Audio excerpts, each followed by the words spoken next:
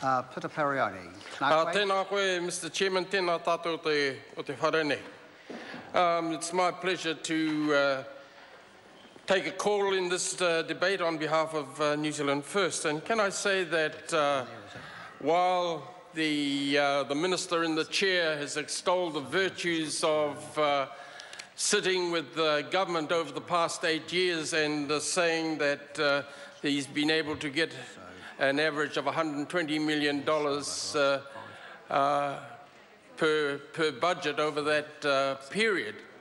Can I say that in the 1950s, 60s and even the 70s, when Māori migrated to the towns, and it was said that their plight was very serious indeed.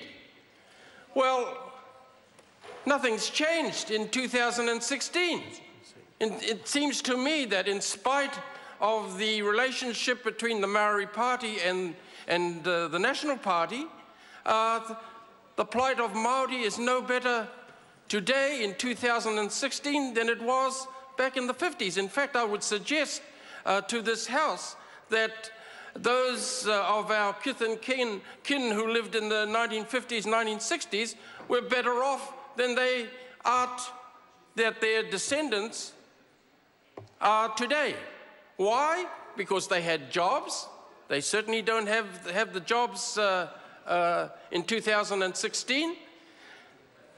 While their health wasn't as good as it could have been, but they certainly had better access to health services back in those days than they do in 2016.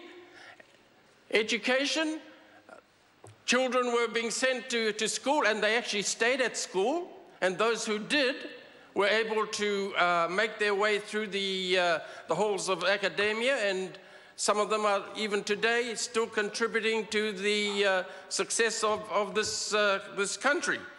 But I can't say the same for Māori children in 2016. That's in spite of the various funding initiatives and programs that the government have extolled in the area of education. But I want to say, Mr. Chairman, that comment was made about Te Matatini, and 700,000 has been made available for over the next 4 years, which will bring their total budget to just under 2 million.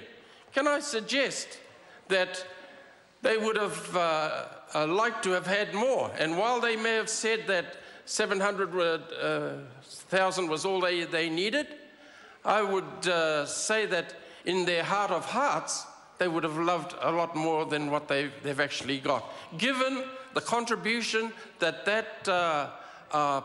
program not only has for the national scene, but for the international scene as well. And if you consider the annual Edinburgh Tattoo, when they came here, Māori participated. When they hold it back in Scotland, Māori groups have gone over, and the world has been taken aback by those performances. And I think that Te Matatini could have well done with more funding if the Māori Party had pushed for more. But obviously, they didn't. They've talked about new money, Mr. Chairman, or the amount of money that they've got for Māori initiatives, but none of it is new. All the government has done is just moved it from one shelf to another. And I just want to say to the Minister and to the Māori Party that I don't believe that what they're saying about their achievements isn't as great as it could have been. Now, I want to talk about treaty settlements. And they say that treaty settlements are binding.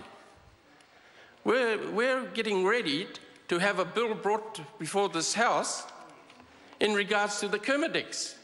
Now, wasn't that a binding referendum? Well, what has the Māori Party done to stop that property rights that were allocated to Māori in good faith under a binding agreement. Why doesn't the Māori Party do something about that? And again, while we might have seen a good amount of funds allocated to treaty settlements in the last budget,